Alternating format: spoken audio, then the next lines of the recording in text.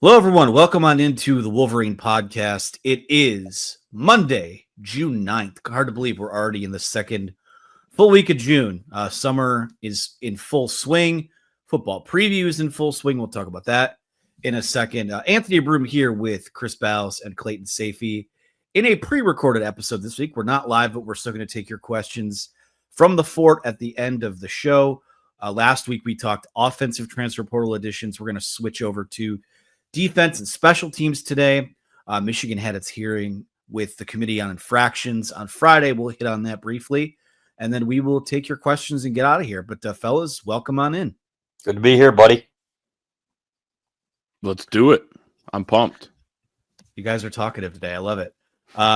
We are brought to you today by ourselves at the Wolverine. The WolverineOnDemand.com is going to get you your pre-order of the Michigan football preview. If you pre-order before June 16th, that's 1 week for 1 week from today. Order before June 16th. Save yourself money on the issue. You're going to get it shipped to you for free. So make sure you take advantage of that deal. You have 1 more week to do that. So head over to bit.ly/UM-show.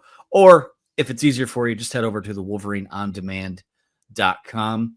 Also, use that promo code UM1 for 2 months of access to our site for $1. If you're a member of the Fort, our premium message board, you're going to save even more money on our football preview in a deal that only our members can see on the board at the moment. So double dip. It's a good time to do that. Father's Day is coming up. He's going to want a football preview. He's going to want to be on the message board too. He's probably jonesing for football at this point, in between rounds of golf and barbecuing and all the other stuff that dads do. So use that promo code UM1 for 2 months of access for $1 and pre-order the Michigan football preview. All the information you need for both of those things can be found in the description below.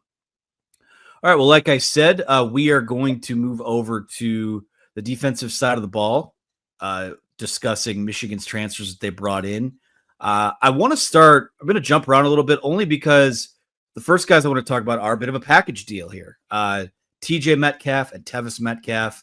They're not twins. One brother's a year older than the other, but both coming over from Arkansas, a pair of defensive backs. TJ started at safety last year for Arkansas. Tevis Metcalf is more of a corner, maybe a slot type guy who was a special teams ace and a guy that it seems like both these guys had a really good spring based on the intel from behind the scenes. I know both kind of flashed in the spring game. Tevis a little bit more because he played a little bit more, but let's start with these guys today. What do you think they're going to add to this roster, fellas?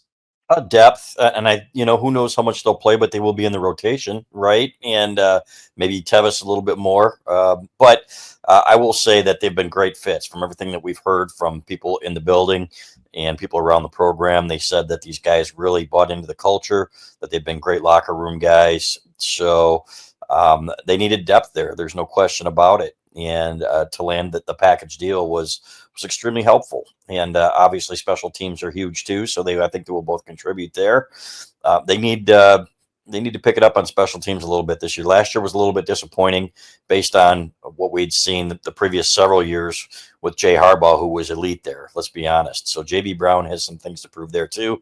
I think these guys will help him. So there's a lot of talent back there in that defensive backfield, but there needs to be a little bit more maturity. I think these guys bring that to the table.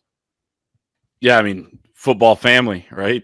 They come from an incredible football family. Their dad played at the college level, their uncle at Ole Miss as well, and then their cousin, DK Metcalf, is now on the Pittsburgh Steelers, but was the star receiver for the Seattle Seahawks for a long time. And they understand what it takes, what it looks like, the daily habits, things like that, and ultimately want to take that to the league, as TJ Metcalf told us earlier this spring. And it was a joy to talk to him about their transition.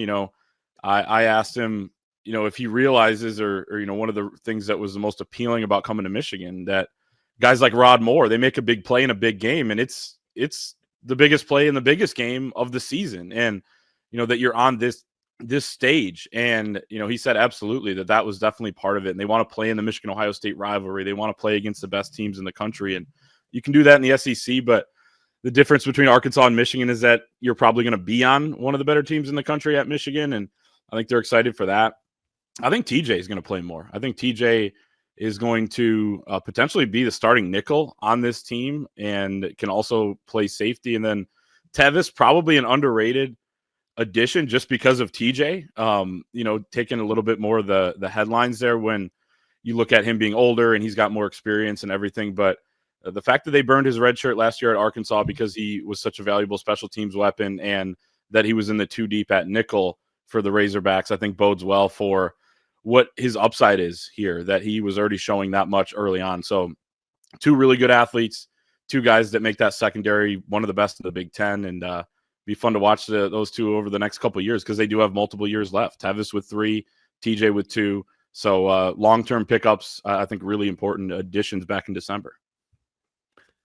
Yeah, and 2 of I think after McCulley, weren't they the second and third commitments for Sharon Moore in this portal class? So that sounds right. They were a priority for them to bring in. And I know we're analyzing the fits and analyzing the guys, but I think it's also, when you do that, you look at the state of the position group. And I'll start with TJ at safety.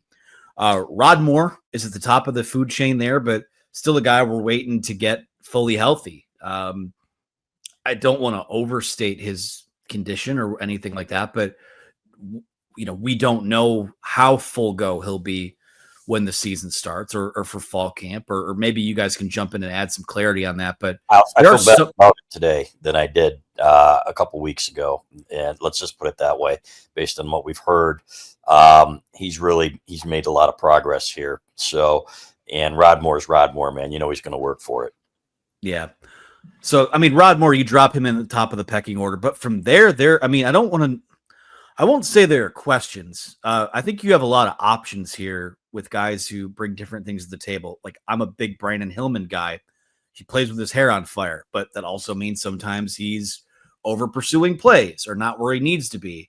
He's going to be in the mix to start there. I think Metcalf is going to be in the mix to start, like Clayton said, either at nickel or in one of those safety spots. Mason Curtis is a guy they're super high on. Jaden Mangum's a guy who redshirted last year, but has played at least honorable mention all Big Ten caliber of football before in this conference. So I like how, I like the room without adding TJ Metcalf, but then you drop in a guy who has starting experience in the SEC. And all of a sudden this goes from a group that I won't say it was a weakness last year. They didn't have as many options as maybe you thought you might have on paper, but they go a pretty strong 4 deep here, I think. Yeah, I think so too. And with Rod, being that guy, Rod brings everything together, right? It's more than just a great safety. It's a guy, the quarterback of the defense, right? So I feel really good with him back there. Really being in control of the corners, guys who might need to grow up a little bit and be in the right spot or need some help. So, yeah, I'm not worried about the safeties at all. I feel really good about them. And it's really the corners that, you've got Zeke Berry, who played there supposedly in a pinch, but I really thought that was kind of his best position last year. When you looked at the way he played down the stretch, it may not be, but the way he played, it certainly looked like it. So, and then Jair is the wild card there, Jair Hill at corner. So, but with Rod there to keep it all together, that to me is a huge factor this year, really. And again, we were a little bit concerned when we saw him just starting to run guys a few weeks ago or a month ago or so, and saying, man, boy, he really had some significant damage there. And it turns out it was 2 or 3 different things that required a second surgery, but they got it done. And again, with him out there, this is a completely different defense, in my opinion. So, but with the young guys that they have back there as well, the talent that they have back there, you've got several different guys that could play that nickel position, honestly. So, going to be fascinating to see how it all comes together and who plays where and what their best combinations are. But I have no question that will be a strength of the team. It's crazy to think about how much better that secondary got throughout the end of last season, really the second half of the year, without very good safety play. They really didn't have it. And it turns out Makari Page's best position in that secondary was at nickel, as kind of a bigger body there, who was a good tackler throughout his career and moved him closer to the line of scrimmage. And then he's able to make some big hits, as we saw against Ohio State, and use his length and height in coverage as well. Completely different type of body than Mikey Sainristil or Zeke Berry, who were playing there before him, but it worked out. So I think to your point, Chris, they have a ton of options at what they can do. They look at, the Makari Page thing as a blueprint for what Mason Curtis can be, who's even taller and longer. And frankly, they're lucky Dusty May hasn't poached him by now with his size and athleticism. But so that would be, and Lamar Morgan said he's going to, what's that? Right, and can even play a little bit of nickel there too, Clay, they said. So some of the guys said, which is amazing at that size. Yeah, that's what I was going to say. Lamar Morgan said he's going to play there this year. And so, okay, is this just spring ball talk or, but then he was kind of predicting towards the future. So it makes you believe it a little bit more because sometimes experiments like that get thrown out there in the off season and they don't come to fruition. But I feel like that one could. So he's, a guy that's in the mix there. And bringing in TJ Metcalf, back to the original conversation is big because if you're going to move a safety down to that spot, then you can kind of fill that other number at safety with him, or it ends up being TJ Metcalf as the nickel, either way. So, or Tevis, but we'll see. So just valuable additions. Great to have depth. DBs get hurt a lot, and it's good to have a lot of bodies back there. And they cross-train these guys too. I mean, just about everybody on their roster that can play safety, they're cross-training to play nickel. Same with the corners. If you can play corner, they are training guys. There are some guys that are just going to be better for the out, for the boundary or for deep safety, but they try to have that crossover everywhere because then you can get your best combinations on the field. In terms of the cornerback pecking order, so to speak, Tevis, where Tevis Metcalf fits in is kind of interesting because I think it's kind of assumed that, you've got Jair Hill at the top, you've got Zeke Berry at the top. Shamari Earls is a guy that I think is going to be in the mix there. But then you kind of have this next tier where Caleb Anderson, we'll talk about him in a second, Tevis Metcalf, Josiah Edmond, Jeremiah Lowe, who is a guy who flashed in the spring game as well. There's kind of this, there's some good competition in that second tier. And maybe, if it's good enough competition, maybe there's guys that can push into that first tier. But any thoughts on where he fits in that sort of dynamic there?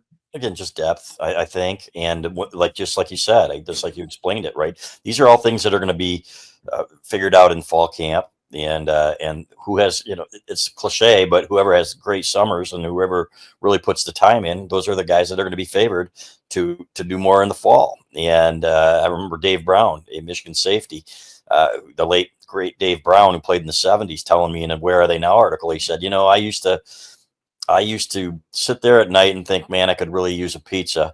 But if I really want to play and be who I can be for this team, I need to be out there and running 5 miles instead. And he's saying, I know that my counterpart at Ohio State's probably doing the same thing. And I've got 4 or 5 guys here at Michigan that want my job. So it's going to be paramount that these guys who want to play put in that time. So it's hard to predict at this point. I thought Josiah Edmond played pretty well in the spring game from what I saw. But you can't put a lot of stock into one practice. That's 1 out of 15. And Jair Hill, can he be that number one? He's their most talented corner. Does he have it up here? And can he be that guy? We're going to find out. So you need to be able to trust those guys and rely on those guys. So a lot of unanswered questions, but it is good to have a talented body back there to compete. Yeah, I'm not expecting much from Caleb Anderson this year. I think as far as like grad transfer, DBs that they've gotten over the last few years, Josh Wallace, then Amir Hall, came out at the end of the year, wasn't quite Josh Wallace. And I think Caleb Anderson maybe fits into a notch below what Amir Hall was, which was very good by the end of the season. He started to play really high level football, but Anderson wasn't necessarily a starter full time at Louisiana. He does have familiarity working with Lamar Morgan. He was his position coach for a few years there, but I think it's going to be tough for him to break into that mix, even in maybe that second tier of players that you were just talking about, Anthony, with Tevis Metcalf, Edmond, those guys in Shamari Earls is kind of the guys vying for the backup spots. So, but he's a veteran and you have the roster spot for him. So, with the familiarity there and it seemed like the inability to maybe land that big name that they went after at corner, then I don't mind taking a swing at this. I think that's how you can kind of sum up their portal class in general, is that I think these guys are floor raising additions, not necessarily push your ceiling forward or plug and play starters or anything like that. I'm with you on Caleb Anderson. I think that, he falls in that Josh Wallace, Amir Hall type of category. But if, there's a gun to my head, I'm thinking he's probably the third best of those three, just based on accolades and how their college careers went. So we'll see if there's going to be an opportunity there. The next most interesting additions they made on defense came at defensive tackle. We know that they're losing Mason Graham, Kenneth Grant to obviously they went to the NFL draft. They're in OTAs right now with their respective teams.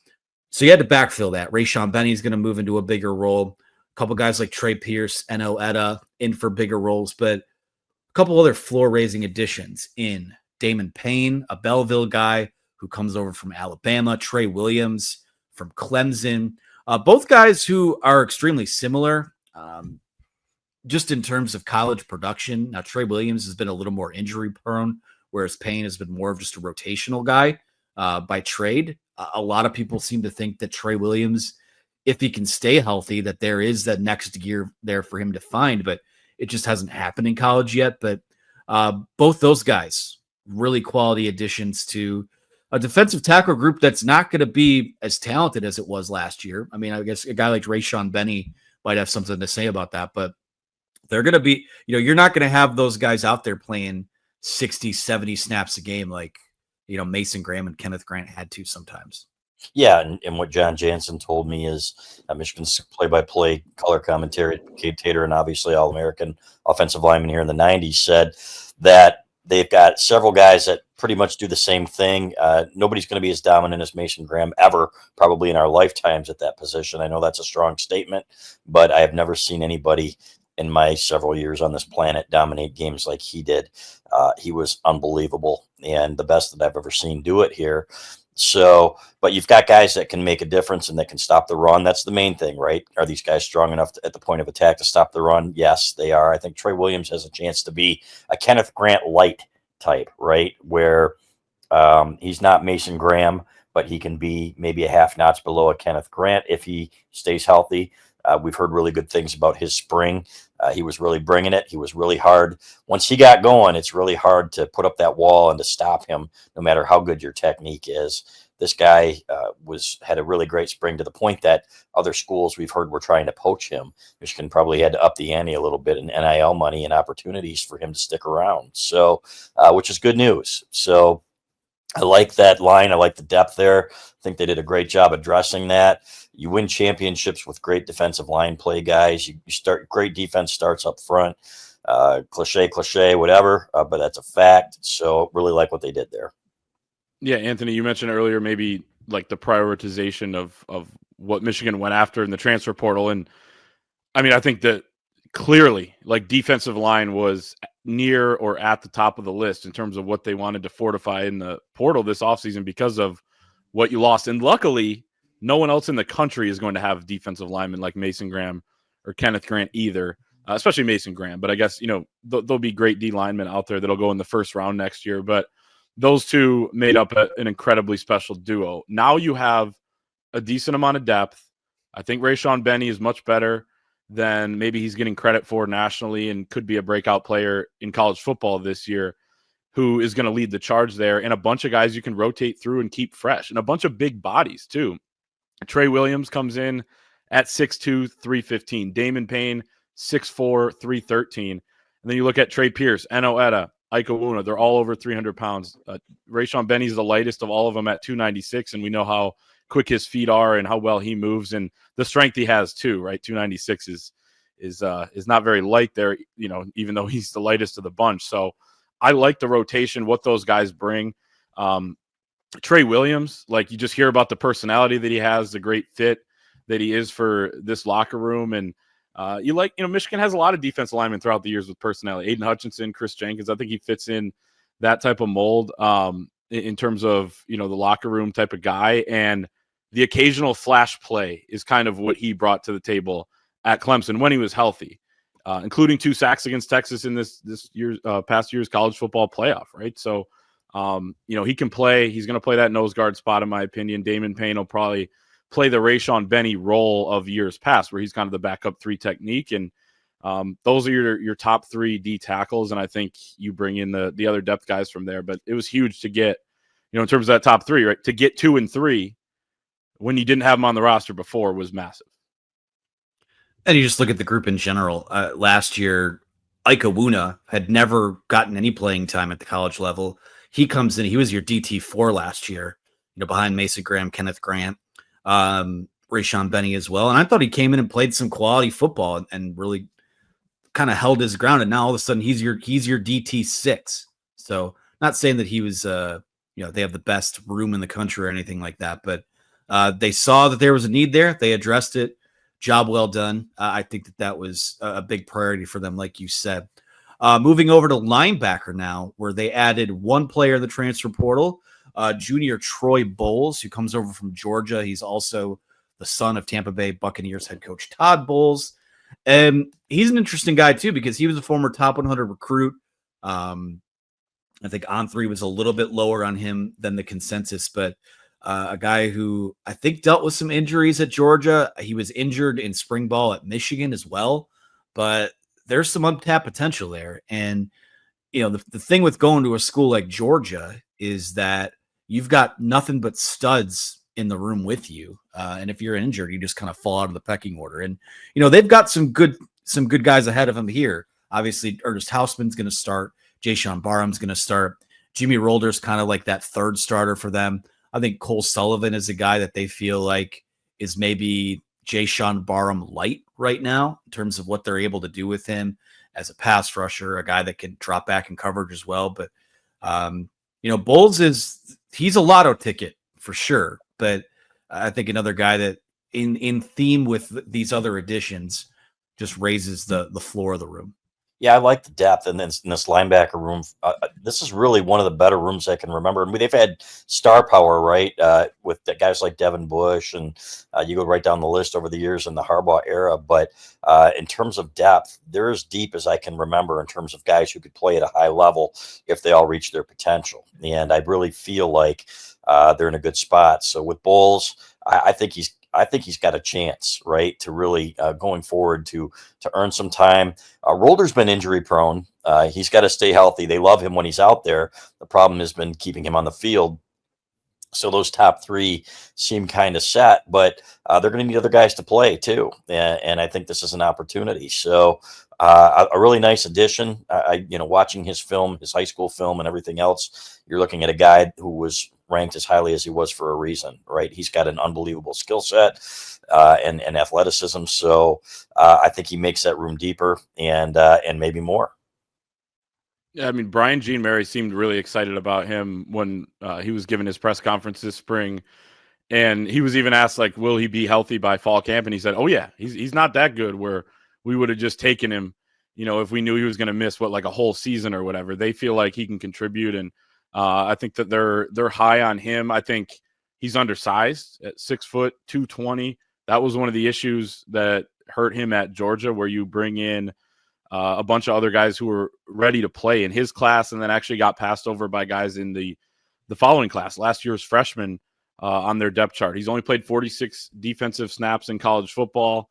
This will essentially be, the start of his career whenever he gets on the field for Michigan. So we'll see, right? Can he compete with Cole Sullivan and Jimmy Rolder for 2 deep snaps? Or is he going to be behind them and have to wait for Ernest Hausman and Jayshon Barham to leave to kind of emerge and earn a role? I think that's the big question for me when it comes to Troy Bowles this season. But either way, there's an opportunity there because Hausman and Barham are gone after this year, and they need somebody to slide in. So the fact that he may have a year, even if he doesn't get a lot of time to develop and get ready for 2026, I think that is really nice. And I think they've done a good job building that room up for not just the here and now, but the future. You can kind of see what the progression is for some of these guys, including Nathaniel Owusu Boateng, who was a big win back in the December signing day in the freshman class. So you're seeing that young talent blending with some of the veteran guys who are coming back.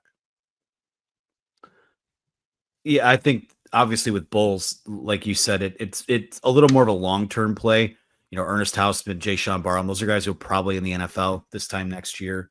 They're both seniors, so I believe their eligibility will be out anyway. So it's really, you're kind of setting up your room for what that next wave is and who sort of establishes themselves as the leader of the pack in that next wave. I think it's kind of an interesting storyline to monitor throughout this season. Let's move into special teams now. A couple additions here. We're not going to go point by point on the kickers they added. They added a long snapper in Trent Middleton. They added Beckham Sunderland, a kicker, and also Luke Bauer from Missouri, expected to provide some competition at punter. But do we have any strong opinions on the special teamers? No, just that I'm still not sold on Hudson Hollenbeck, right, as your full-time punter. And so I think competition is good. Sunderland intrigues me because he is a family member of the great Brandon Cornblue, right, of Cornblue Kicking, and I've heard great things about him.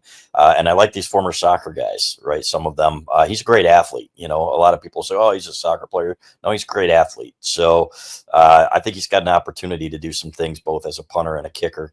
And help in creating competition in that room, I thought was critical. You got to have a good punting game. They did not have one last year. Tommy Dolan was a disappointment. But you want to have that as a weapon if you want to play the complementary football that they want to play with the offense and defense. Again, cliche, but it's absolutely true. The games in which Doman played well last year were the tight games, were the games that Michigan won, right? I thought USC and Ohio State are a couple that come to mind. He had that huge punt that was kind of misplayed in the Ohio State game, but that was absolutely critical. And so that's got to be a strength. Hopefully one of these guys will emerge. Yeah, and someone that maybe could take the kickoff duties as well. I know Dominic Zavada wants to add that, and they're looking into it and letting him practice there. It scares me a little bit to have someone that skinny running down and also just, you know, using up his time in practice and warm-ups instead of just sticking to what he's so good at. Maybe the best I've ever seen at the college level. You need a bigger sample size, but he holds all these sorts of records in the Michigan history book already.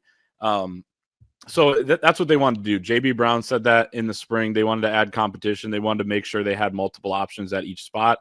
And now you do. You have two kickers, Sunderland, you know, sliding in there with Zavada. You have two punters, Bauer coming in to compete with Hollenbeck, and you have two long snappers with Trent Middleton coming in to compete with Greg Tarr, who's entering his sixth season at Michigan and will be out of eligibility after this year. So whether that's for the future or you know, someone who could come in and win a job right now after not playing in 2 seasons at UCLA, that remains to be seen. But either way, pickups like that can be valuable. But yeah, I mean, Beckham Sunderland is obviously the most interesting because you could envision, you know, 4 or 5 years from now, or even 2, 3, a story similar to like a Jake Bates where they're doing some feature on him in the middle of a Sunday night football game because he's got this crazy story, right? He was in the MLS, Cincinnati's program, kind of the minor league of them, and played for them for a couple years. He's named after David Beckham.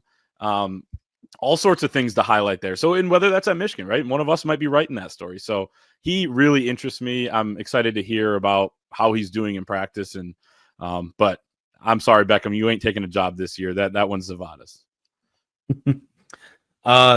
We've talked about all the transfers now. It's what the class that On3 has as the number 13 transfer portal class in the country. They had 17 guys transfer in, 32 guys transfer out. Remember, some of that might have to do with, just prepping for the roster limit, and which was wound up being grandfathered in anyways. But 17 additions. I think all of these guys, for the most part, play some sort of role this year, and there's some long-term trajectory with a handful of them as well. So, solid class. If you want to hear about the offensive guys, we talked about them in our previous episode last Monday, so go back and listen to that. But if we're all good with portal guys, we'll move on to what was the story of the weekend. Not a whole lot to come out of it, but we know that Michigan met with the NCAA, with the Committee on Infractions over the weekend, June 6th and 7th. That's pretty locked down, other than the social media post that Connor Stallions was there. There's really nothing to come out of it. And now it's just kind of wait and see mode. But Chris, if you have anything to share from that, I'm sure the people would love to know about it. At least where things stand from here. Nothing. My opinion hasn't changed about what is going to come of this, right? In terms of what the punishment's going to be. it's vacated wins weren't on the table. I still don't think they're on the table. A postseason ban, highly unlikely. Although it is in the realm of the punishments that are on their list for if they see aggravated, level 1 violations, which I don't think they will. And nobody I talked to thinks they will, not based on what happened over the weekend, but overall. So I think it's going to come down to how many games Sharon Moore is going to get suspended for, and some of the previous recruiting violations or recruiting, not violations, but restrictions that we had mentioned that had leaked that they are willing to offer up. So to me, it's, will Michigan accept 2? What if they came back with 4? Would they meet in the middle? Would it be 4? I think that's a possibility. And would Michigan fight that then? Would they appeal that? Who knows? But I think more than anything, they just want to put this behind them. There's been reports out there that, 45 days, they only have 45 days to respond. That's not true. It's usually 8 to 12 weeks, but they want to get this done before the season, because if they do want to have for example, if Sharon is going to be suspended for 2 or 4 games, they're going to want to be at the beginning of the year, and the NCAA is going to want that too. So we'll see where it goes from here. But again, nothing's changed based on what we heard coming out of the COI hearings, and that's all we would say about that. Any leaks are bad leaks at this point. They've been told specifically this is not something that you are supposed to talk about when you are in there. So yeah, we knew Connor Stallions was going to be there, and yeah, we know he was, and that's all that we will report on that. Yeah, I mean, there's really nothing to leak at this point because there has been no ruling. So Michigan gets their day in court, and they get to get their story heard, right, and dispute whatever they want or accept whatever they want. And then, there are questions asked, and the enforcement staff presents their side of things, and the committee on infractions, ask their questions, and then they'll eventually rule on this. And not everything we hear we can share either on things like this. But I think no news for the most part is probably good news from Michigan's standpoint with this, and we'll see where it goes. But obviously the most fascinating part, and that people are looking forward to hear about, is what happens to Sharon Moore this season, because it directly affects what happens on the field. And it's going to be a big blow either way for whatever amount of games it is. You hope it's, if you're a Michigan fan, it's the least amount possible, and maybe if it's more than 2, that somehow it's appealed, and if he has to serve those additional games at any point, it gets dragged out to the next season, because you don't want a full month or something like that without your coach. That would be a huge blow. But we shall see. I think it's now a pretty much a waiting game, and then you go to the next step, and it drags out for however long it does. Yeah, I think it was just important to bring up that this was just a procedural thing. Like this, I don't think there was ever in the realm of possibilities that this was going to be rubber stamped, close and shut this weekend. But we get questions on it. People are confused about the process. So that is where we're at the moment. We will see what comes of it. I'm sure it'll all come down when we're in a car or on a plane somewhere this summer, because that's how these things typically tend to break. So, or on a boat. It is the summer. It's been summer for a month, according to Clayton Safey. So questions time. I think it's ready for that. We will take this one from Jay Schultz on our board, and it's specifically addressed to Chris Ballas, who says, is there any place in the world better than the sandbar on Torch Lake in the summer? No, there is not. And I will say this, debauchery, maybe not as much as in the past, but it's fun even for older people. I got to be honest, man. It's like you get out there and it's a party. So that whole area up there used to be a well-kept secret, not a well-kept secret anymore. Can't wait to see you up there, buddy. Looking forward to it. Clayton, do you have anything to add on Torch Lake? I've never been to Torch Lake, but there are some places that could be better, such as Bay Harbor, Charlevoix, Petoskey. I would say to all of them. Been to all of them, and they're wonderful. But Torch Lake, but it's all subjective. Yeah, so it is not. It's an objective opinion. So. Well, Northern Michigan is just incredible. So I'm looking forward to my invite. If you're from out of town, out of state, do not come up here. There's nothing to see here. Right? No, it's a wasteland, vast wasteland. Yeah, well, I'm looking forward to my invite so I can make the call on my own. So I'll be on a tour this summer of it. So you just let me know when and where. Kevin J. Manning 1 wants to know, Guys, what's your opinion on the House versus NCAA settlement? Do you think it solves any issues or just creates more problems? And if you were the college football commissioner, what would your preferred way to structure college football athlete compensation and rules? That's such a loaded question, and it's such a big question. Michigan, we just got a letter from Ward Manuel. Michigan's making it sound like a bad thing, like it's hurting their budget, right? In fact, I can go to what Ward Manuel said here he said he sent out a letter to Michigan fans, alumni, and supporters that the revenue sharing model allows schools to fund and share up to $20.5 million with student athletes, new roster limits. He said the prospect of these added costs left athletics facing a projected deficit of nearly $27 million for next academic year, $20.5 million to fully participate in revenue sharing, and $6.2 million in new scholarships. Only 6 home football games this fall are projected year-over-year decline in revenue of roughly $19.1 million steepens these costs. And then they talk about the golf at the Big House and then the concert that they've got coming in the bye week, helping pay for it. It's, to me, it's not going to level the playing field because I think that NIL, people that are really invested in NIL are going to find ways around this. And you're going to see lawsuits, right? The genie's out of the bottle, right? Are you going to tell kids the NCAA, for example, says, well, now NIL's got to be real NIL, but are you going to tell these people that, okay, you can't make money anymore the way that they've been doing it since I think the Tennessee lawsuit put it on hiatus, where you can basically start paying players?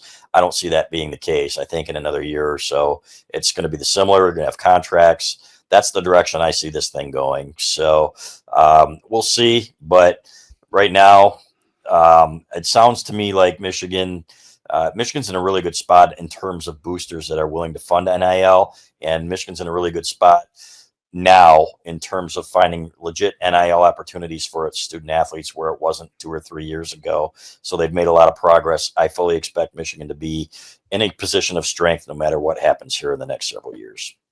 I think it fixes some issues, or at least helps some, and creates some others. So one of those is what Ward Manuel's talking about, right? They got to find some extra revenue streams, and that goes for every athletic department around the country. We're seeing all sorts of creative ways, whether it's taking in, private money and things like that to, help pay for this. Because as he said, it's $20.5 million. And in year one, it's more than that because you have all these new scholarships in the different sports. 85 goes to 105 for football. As long as you want to use all 105, you don't have to. But look at the chart that is out there in terms of like the new scholarships, the roster limits.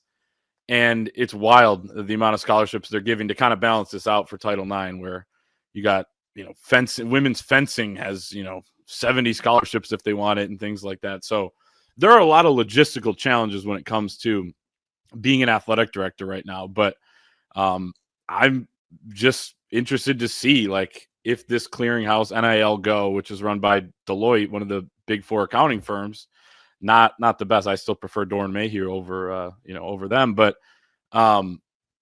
if they're going to actually be able to deny some of these deals, the commissioner of the Big 12, I believe it was Brett Yormack, said recently that they were given a study from NIL Go and said that 70% of NIL deals in the last year would have gotten denied by their clearinghouse. And then they get a recommendation, like the student athlete submits it.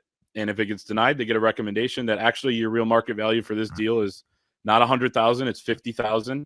And, you can come back with us with that deal, and they can appeal. Then there's a 45-day process on that if it gets cleared. So there's going to be a lot of that, right? These deals trying to get, jammed through this thing, and whether or not they get approved, how they have to kind of rework what these collectives are doing. They have to become basically marketing agencies now.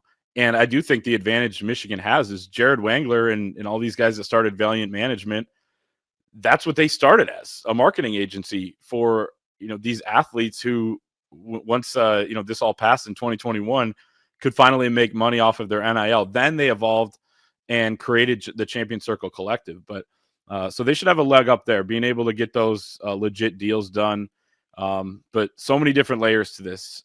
I think that if you can't get a lot of these deals pushed through that clearinghouse, you're going to get under the table money that's going to come back into play, just like it was before NIL, where you have the SEC and all these different teams in the South paying their players, as they're not allowed to. So a lot of layers to this. And I do think overall Michigan wanted this settlement to pass, and it was always going to, with some minor tweaks. So now they have to deal with the ramifications and what this new reality is.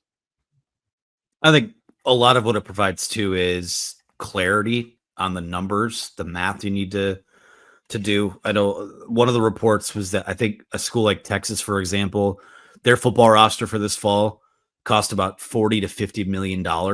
And I believe revenue sharing is somewhere around 20 of that, if I'm not mistaken. So yeah. How do we get to a point where it's not under the table? And I don't know. I think it probably starts with acknowledging that these athletes are employees and getting them signed to contracts. I think that would solve a lot of issues, but I don't know if we're even close to that yet. Let's go to Wolverine Casual, who says, it's another revenue sharing question. He says, I've heard somewhere that U of M will donate 75% of its rev share to football and 25% to men's and women's basketball. Do you think it would make more sense to devote 100% to football and have basketball be entirely NIL based? It seems like football needs a large coordinated pile of income, whereas basketball is more a few individual contracts. No, I don't. I think no. I'm going to leave it there. I mean, basketball, you can't, especially if the NIL deals aren't going to be what they have been, right? They're going to need to get their money. So I love the way that things are going with the basketball program. The basketball program deserves every bit the respect and that the football program does going forward. Yeah, I mean, it doesn't. They opted into this settlement. You don't have to opt into the revenue sharing portion of the settlement. Michigan decided to, and you're going to have to share with not just football. It's not going to be 100% to football. It's going to be about 75%, as Wolverine Casual said, about 15% for men's basketball, and then the other 10% will go to the rest of the sports. The most, the biggest, part of the pie of that will be hockey and women's basketball. So, football is still getting the majority here, but it's important to spread it around to the other sports, namely men's basketball, because they do make a ton of money themselves. Look at the TV contract that they have and look at what the NCAA tournament brings in. So the math says they deserve it. They do. And, the collective's not going to be able to do what it is right now with deals like what Yaxa Lendabor got and different players that have signed over the last year or two. So they've got to get it, a little bit more direct, and then they can work out in terms of going above the cap, which is really the goal now. Is if you're Ward Manual and you're an AD anywhere in the country, it's figure out how to increase your revenue, probably cut some expenses because you have this extra $20.5 million. But the second thing is, how do we go above the cap? That's what everyone's trying to do now. And so it wouldn't be to limit the revenue sharing for basketball and give it to football. It's, distribute it the way that pretty much everyone else is going to, and then figure out from there, how do you go above this cap? There's a couple questions in here in the thread that Clayton specifically liked, so we'll move to those now. The first is from Sasquatch616, who says, just for fun, at the end of the season, Sharon decides to leave to go join Jim Harbaugh in LA. What Big Ten coach do you choose to be the next head coach of Michigan, and why? It's a dumb question, Sasquatch. I'm sorry. You're showing your true colors here as a poster. So as a Yeti. So there is no other coach from the Big Ten that I would accept at Michigan. Really? But so someone outside the Big Ten? Yeah, somebody else. But do you want any of these other guys? Tell me one coach from the Big Ten right now that you would take. I think there's a really obvious one. Brett Bielema. Not Bert. Yeah, I think Dan Lanning is a rising star in college football. I think he, I think he's got them on the right track. I know they lost the Rose Bowl last year, but to win the Big Ten, get them to the number 1 seed, and they've been good for a few years now. They just couldn't beat Washington in 23, but they could have easily been the representative of the Pac-12 in the playoffs. So I think he's, I know NIL plays a big factor there, but Huge he's factor. the real deal. I think is. as one of the better coaches in the country, set up for long-term success. So I'd say he's the obvious one. He's likable. He's a really good recruiter. And then, a guy who has ties to Michigan would be Jed Fish from Washington as well, that I think you could look at. Obviously, Sharon's not leaving or going to LA. This is a hypothetical, but it is June 9th. So I thought a little bit about this. 2 guys on the West Coast that I might take a look at. Maybe Jed. I guess I'd have to be Jed, right? I mean, I think Lanning's better than Jed, though. I'll take Dan Lanning if the Phil Knight money comes with him, but I think Right, we know that's that the would thing. be. And it I think you're both missing an obvious one. He wins. Google him. John Smith. Kurt Signetti. Signetti All would he be does up is there. win. That's fair. Yeah. He's kind of, boy, that'd be a tough one, though. Indiana was in, I granted it was the You don't want a quirky coach playoff. at Michigan. That wouldn't work. Yeah, it would never work. Indiana was in albeit the 12-team playoff.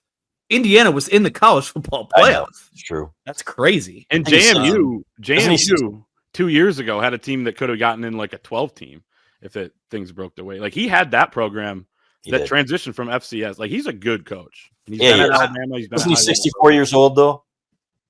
Yeah, I wouldn't necessarily hire him over some others, but he can. He's coach. a young 64. He's got a lot of football in him.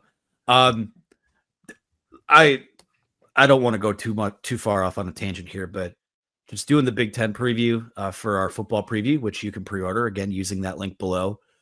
Indiana's got a lot of talent coming back from that team, and a lot of those JMU guys that came with him were all Big Ten guys last year. So, I mean, they might not make the playoff again, but I don't know that they're going anywhere. I think they're going to be fun to watch. Let's go to this next question from DJ Wolverine.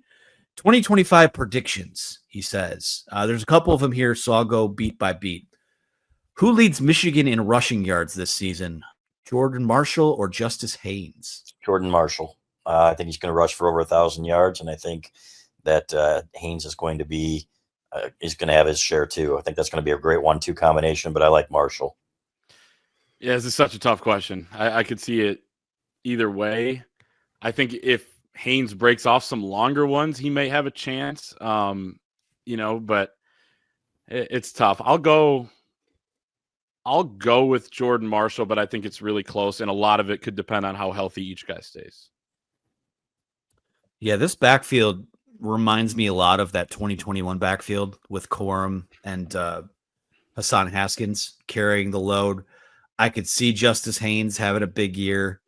I just feel like Jordan Marshall's got a little bit of he's right off the same conveyor belt as Blake Corum is. I think when all's said and done, he's going to be this team's bell cow as long as he's healthy. So I'll go with him. He was not in that year you're referencing. So he was not in that year I referenced, but I wouldn't be surprised if he pulled away a little bit. But on paper, I think that's the dynamic they have. I think that's what Michigan's kind of going for too. The next one from DJ Wolverine. Does Bryce Underwood break the Michigan record of 25 touchdown passes in a season? This year? This year. No. Not even close. Yeah. I mean, he's not. No as well. I mean, he's a true freshman, right? He doesn't have the receiving core. They're going to run the ball a lot, right? If he had a receiving core, even if he had a great receiving core as a true freshman, that would be really tough. That's not going to happen this year. Could it happen in the next year or two after this? Absolutely, but it's not going to happen this season. It's going to happen his sophomore year, I think. Okay. I think you look back, like JJ had 22 2 years in a row, 14 games and then 15 games. So actually went down per game in 23. A lot of blowouts. He got pulled early. So, he probably would have gotten there if they were in some closer games, I think. So what you look at is you had more of a chance in his second year, first year as a starter, as a sophomore, and his third year, his junior season. I think Bryce probably does it as his second year. But 2 guys that could take some of those opportunities away, if they're really good short yardage, if they're good in general, is Jordan Marshall and Justice Haynes as well. Because I think part of the reason, and really the main reason, why Michigan's record is so low compared to like Ohio State, which is 50 or 49, something like that. And some of these other programs, Clemson and Alabama, it's because they've had such a good run game. And because in the Jim Harbaugh era, I mean, how many times did they get down to the 1 in the Jim Harbaugh era? I mean, 200, like Get 100. pound and get down there and methodically punch it in. Exactly. Like they got to the 1 probably more than I wonder if I could look that up. But so maybe he'll have more opportunities if they're not as dominant on the ground. But I'll say as a freshman, he doesn't get it, but he gets it. He gets it as a sophomore. He may get it twice he may break his record the next year as a junior. He's going to be that good, but I think it's going to take a year. Let me throw this one at you. Do you think he'll have 25 total touchdowns this season? Because he's a bit of a run threat too. That's fair. I could see that. Yeah, I could definitely see that because I think you'll see some keepers down there at the goal line. I don't think there's any question that that's a possibility. Yeah, that's a great question. I think, could I see something like 19-6 to get to that 25 mark? I could. Sure. He's a hell of a runner. I don't think it gets talked about enough. Turn on his high school highlights. The first it's kind of annoying. The first 10 minutes are these long runs instead of passes. But yeah, I mean, he's got a ton of them, and he's gonna use his legs a lot. I know Michigan fans over the years have fallen in love with the like when Joe Milton was the thing. Oh, he's a supersized Cam Newton with a Patrick Mahomes arm and all this. Don't do it. Bryce is the closest thing to that they've had yet, and that's not a hot take. It's just not. He's already 220. As a 17-year-old, I'm excited to see how he does as a dual threat guy. And the last one from DJ Wolverine, and let me check the time here. Probably the last one we'll take as well. Name a projected new starter on both offense and defense that you believe could make all Big Ten by season's end. Projected new starter on offense and defense that could make all Big Ten. I think McCauley's an obvious one. Donovan McCauley. I think Jordan Marshall is the obvious one as a running back. If you project him as a new starter, obviously he started 1 game last year. I still look at him as a new starter. So I look at him, and then on defense, let's see. Is Rayshon Benny considered a starter? He started 4 games I think in his career. So I think he'll be a new starter. Right. He'd be the obvious pick there as well for me. Yeah. I'd go him or TJ Guy on defense, and then offense, Marshall or Haynes. I mean, to go back to them, whatever one probably has the most production, I think I'll end up on one of those teams. It's harder to make these teams now with 18-team Big Ten. If you're honorable mention, you're kind of like a third team guy in some past eras. And if you're a third team, you're probably second team and all that. We saw it in basketball where guys that didn't even make third team were like guys that could have been second teamers in other years. So it's loaded. So if one of them gets there, I mean, they had a absolute hell of a season. I think Jordan Marshall, I won't say he's the obvious one. He's, I think, the front runner for that question. I think a dark horse could be a guy like Hogan Hansen as a pass catching tight end. You lose a couple really good pass catchers from last year in the Big Ten. So I think that could be a candidate there. I like the TJ Guy pick. That was probably what I would have gone with there as well. So another good show in the books. I think that'll do it for us. Remember to use that promo code UM1 for 2 months of access to our website for only $1. And that's if you do that, you're gonna save some more money on our Michigan football preview, which is rounding third base in production. You got to pre-order before June 16th to get the biggest savings possible. So go to bit.ly/UM-show. If that was a mouthful for you, just check the description below if you're watching on YouTube or if you are in whatever podcast app you listen to us. You can find that info there as well. Be sure to like this video, subscribe to our channel for more shows like this, clip outs from shows, recruiting analysis, team analysis. We've got it all covered. So for Chris Ballas, Clayton Safey, our producer Megan behind the scenes, I'm Anthony Broom. Thanks so much for joining us again. We'll talk to you again next time.